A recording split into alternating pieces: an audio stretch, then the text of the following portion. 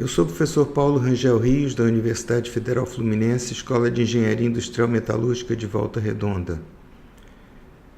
Prosseguindo os vídeos de transformação de fase, cinética formal, nós vamos dar um exemplo. Esse vídeo vai ser focado nesse exemplo de aplicação da cinética de primeira ordem aplicada ao enriquecimento de ferro durante o galvanil. Nesse vídeo, então, eu vou primeiro dizer o que é mostrar o aspecto da chapa, o que é o galvanil, né? Falar primeiro na chapa revestida de zinco puro, mostrar uma linha para produzir revestimentos de galvanil, tratamento de galvanil, diagrama de equilíbrio ferro-zinco, evolução microestrutural durante o tratamento de galvanil e, finalmente, depois dessa longa introdução, aplicar o modelo de primeira ordem para o teor de ferro no revestimento. Falar rapidamente dos modelos das janelas de processamento, tirar algumas conclusões. Bem, o que é uma chapa zincada? É uma chapa, nesse caso nós estamos falando de galvanização por imersão num banho de zinco líquido, que se chama em inglês Hot Dip Galvanizing, né? Então, esse é o aspecto de uma chapa que foi galvanizada e mergulhada no banho de zinco líquido a cerca de 460 graus. Ao sair do banho de zinco, a chapa possui uma camada de zinco ainda líquida, porque ela sai a 460, o ponto de fusão do zinco é abaixo disso, com cerca de 20 microns, talvez, de espessura, talvez um pouco mais. E o aspecto final que vocês estão vendo aqui depende do revestimento, do resfriamento posterior. Tem algumas chapas que mostram aqueles cristais grandes de zinco, depende da aplicação. Algumas pessoas gostam de um tipo de revestimento, de um tipo de acabamento, outras gostam de outro tipo de acabamento.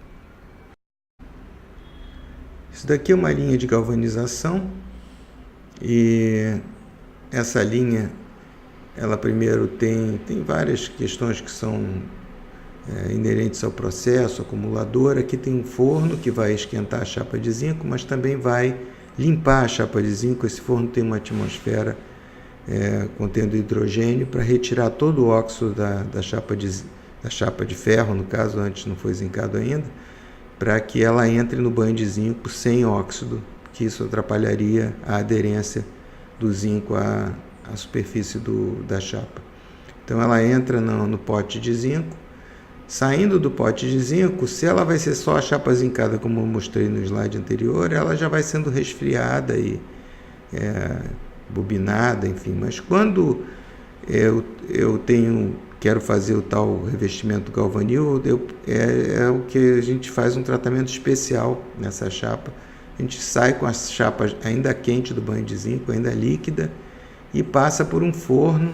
Em geral, esse forno é da ordem de talvez 500 graus, e então o zinco ainda está líquido nesse forno. O zinco passa através desse forno, a chapa zincada passa através desse forno, e durante esse tratamento de galvanil, quer dizer, esse tempo que a chapa permanece no forno, o ferro difunde para dentro do revestimento de zinco, como nós já vamos ver.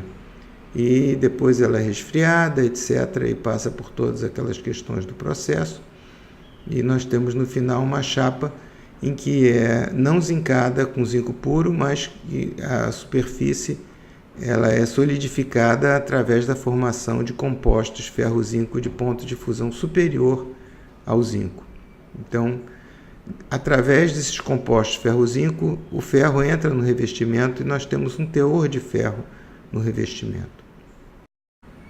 Aqui é um esquema de um possível revestimento galvanil, né? E nós temos uma parte que é o aquecimento, temos uma parte que é o encharque, que é cerca de 500 graus, e temos uma parte que é o resfriamento em torno de 10 graus Celsius por segundo, que é um resfriamento ao ar forçado, né? Então, o objetivo, como eu falei, é promover a difusão de ferro para o banho líquido, formando intermetálicos ferro-zinco com ponto de fusão superior ao zinco. Quer dizer, é uma forma diferente de solidificar. Eu poderia abaixar a camada zincada abaixo do ponto de fusão do zinco, resfriar, e esse zinco iria solidificar normalmente. Mas nesse caso é uma solidificação diferente. Eu estou introduzindo ferro no revestimento. Como o ferro é praticamente insolúvel no zinco, ele forma compostos ferro-zinco, como nós vamos ver, e Esses compostos ferro-zinco têm ponto de fusão superior ao zinco. Com isso, a chapa sai do forno já totalmente solidificada, só que não o zinco puro, compostos ferro-zinco. Nós temos aqui o diagrama de equilíbrio ferro-zinco para ilustrar o que eu falei. Inicialmente, a 500 graus, nós temos zinco puro, líquido, né? Vê que a solubilidade do ferro no zinco é muito limitada. Logo que o ferro começa a entrar no revestimento, ele forma a chamada fase eta, e depois que se continua no banho de zinco, mais ferro vai entrando com o tempo. Nós formamos a fase zeta, que já é mais rica está aqui a fase zeta, está pequenininho aqui, já é mais rica em ferro. Se eu continuar veja que os tempos que a gente usa são muito pequenos, então as reações são inicialmente rápidas. Eu formo a fase delta, que já é mais rica em ferro ainda. Então, à medida que as fases vão entrando, vão se formando, eu vou aumentando também o teor de ferro no revestimento. E, finalmente, se eu deixo um longo tempo, eu formo as fases gama 2 e gama 1, que já tem um teor de ferro consideravelmente maior, né? E daqui para cá eu teria que deixar um tempo muito longo porque, claro que a reação não pode terminar em ferro puro porque eu tenho um pouco de zinco, mas dificilmente do ponto de vista industrial a gente passa dessa região aqui. Essa figura foi obtida pelo Carlos Xavier na tese de mestrado dele lá na UF, nos idos de 95, orientada por mim, em que nós tínhamos um convênio com a CSN e nós trabalhávamos em conjunto com o centro de pesquisa exatamente nesse tipo de revestimento zincado. Nesse caso, essas chapas eram originalmente chapas zincadas, sem tratamento, e nós utilizamos como ponto de partida para fazer um tratamento em banho de sal por diversos tempos para poder observar a sequência de evolução das fases. A gente vê inicialmente o zinco puro, que seria a fase eta, né? Depois, com 5 segundos, nós já temos bastante fase zeta praticamente. O interessante é que a fase zeta praticamente atravessa o revestimento líquido. Lembrem-se que quando a fase zeta se formou, o zinco era líquido. Aumenta a quantidade de zeta e, quando o zeta atinge um certo valor, começa a formação da fase delta, que já é mais rica em carbono. Então, temos aqui já bastante fase delta, né, em 30 segundos. E, finalmente, com 60 segundos, o revestimento já totalmente fase delta, trincas se desenvolvem, e aqui na interface a gente tem a fase gama, que começa a crescer consumindo a fase delta. O teor desejável de ferro é 11%. Nota que, à medida que o tempo vai passando, o teor vai aumentando, porque cada uma dessas fases tem mais ferro. Quer dizer, a fase eta, que é o zinco puro, tem pouco ferro, zeta já tem bem mais ferro, delta tem mais ferro, e o teor de ferro, quer dizer, no revestimento, computando o ferro que está nessas fases, desejável em torno de 11%, por razões práticas que não vale a pena entrar em detalhe aqui.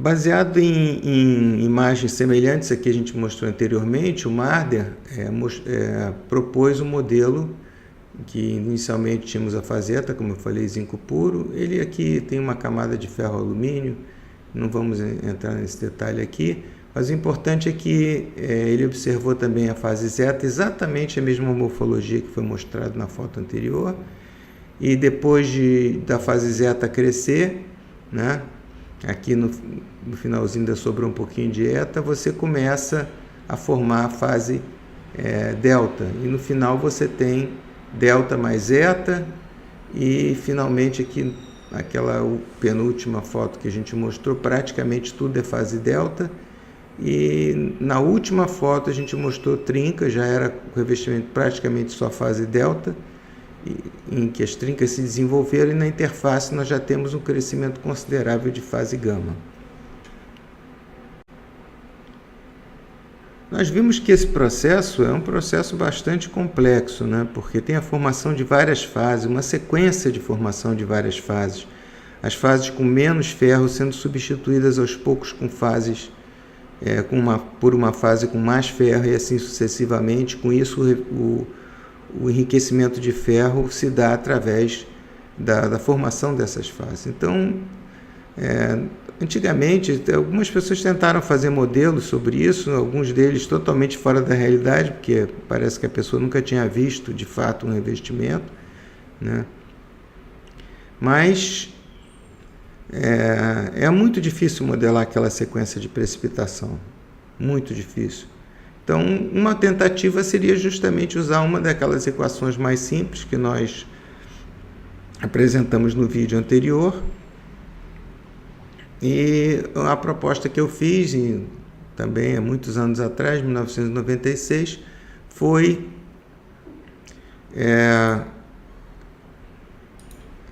adotar uma cinética de primeira ordem. E parece impossível que um modelo tão simples funcione, né? Uma cinética de primeira ordem que vai descrever um processo tão complexo quanto o enriquecimento de ferro, que nem é um enriquecimento direto, é um enriquecimento que se dá através da formação de fases, né?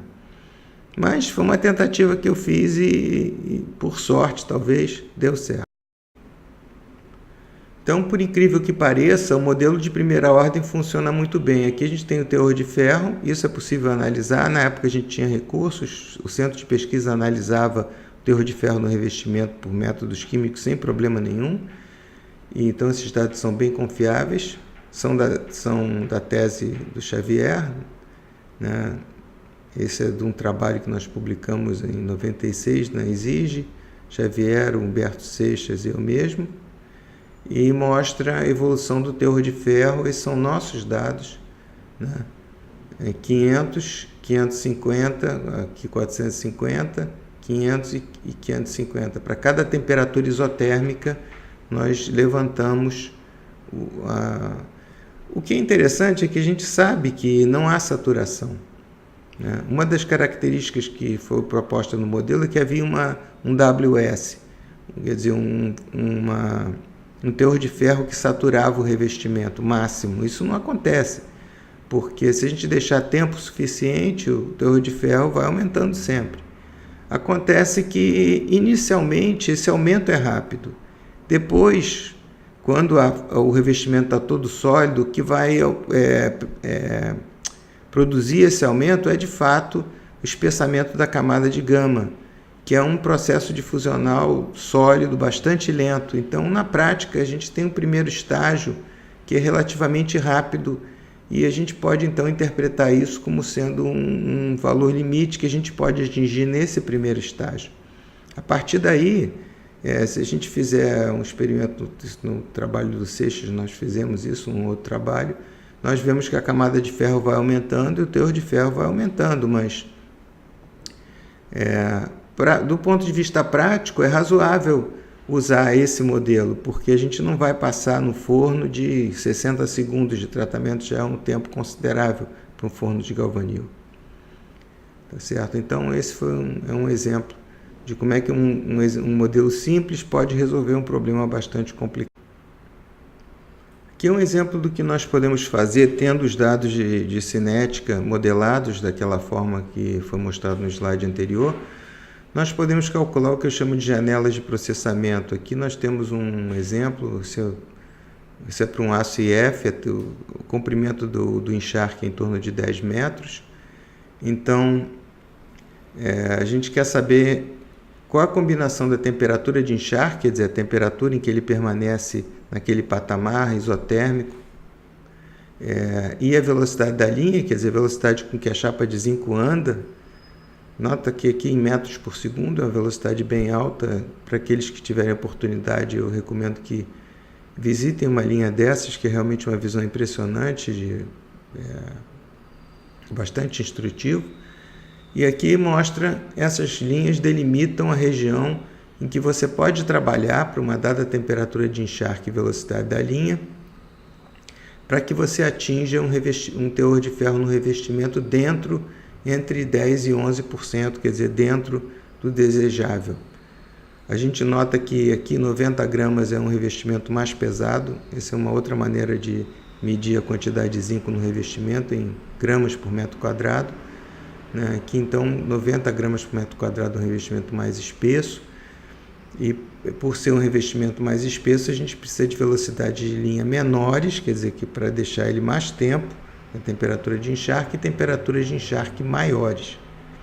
Já quando a gente usa um peso de zinco menor, quer dizer, esse revestimento vai ser mais fino, nós temos que usar velocidades de linha maiores para ele ficar menos tempo no forno e temperaturas menores para ter os mesmos resultados.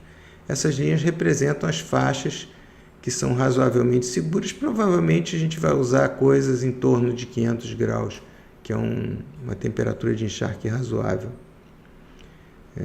para produzir essas coisas. Então essa é uma aplicação que pode orientar o produtor do galvanil a planejar a sua velocidade de linha. Na prática, é claro que ele já tem tanta prática disso, já observou, as grandes siderúrgicas têm uma arma que muitas vezes a gente não tem no laboratório, que é uma tremenda estatística, porque eles passam milhares de toneladas desse material e eles sabem, tem uma estatística da velocidade que dá certo, a temperatura que dá certo, quer dizer, então muitas vezes, mas de qualquer maneira seria interessante eles compararem aquilo que eles têm com o que é previsto na teoria para ver se alguma coisa pode ser melhorada ou otimizada. Vou tirar algumas conclusões. A evolução microestrutural é muito complexa. Eu queria dizer aqui que o processo, qual é a vantagem, né? Que eu não falei até agora, mas a vantagem é que você tem um revestimento, que você pode usar um revestimento mais fino, com menos peso de zinco, e o fato dele ter esses compostos, a superfície é mais rugosa, é mais favorável à aderência da pintura. Então isso é praticamente, muitas indústrias automobilísticas usam a chapa galvanizada, quer dizer, com revestimento galvanil, em preferência chapas somente zincadas, que são mais difíceis de pintar. Então esse é um processo por excelência direcionado à indústria automobilística, a partes que vão ser pintadas. Então, ao longo do tempo, sucessivas fases compostas se formam, cada um com teor de ferro maior que o precedente e ponto de fusão maior do que o do zinco. Daí se dá a solidificação a temperaturas acima do ponto de fusão do zinco. À medida que a transformação progride, o revestimento de ferro então vai aumentando, porque as fases vão se formando, são mais ricas em ferro, e o ideal é até em torno de 11% em peso. É interessante que o revestimento de ferro pode ser modelado considerando-se uma cinética de primeira ordem, que é bastante surpreendente, e a boa concordância do modelo permite transformar a cinética isotérmica em isotérmica, há várias técnicas para isso que não vou entrar em detalhe nesse vídeo, e com isso a gente pode descrever todo o ciclo do forno e calcular uma coisa que me parece razoavelmente útil, que são as janelas de processamento, quer dizer, as janelas que permitem que a gente diga quais são as faixas ideais de temperatura de encharque e velocidade da linha que permitem obter teores de ferro no revestimento dentro dos padrões desejáveis. Queria então agradecer quem teve a paciência de chegar ao final desse vídeo. Eu quis incluir um vídeo com alguma coisa prática.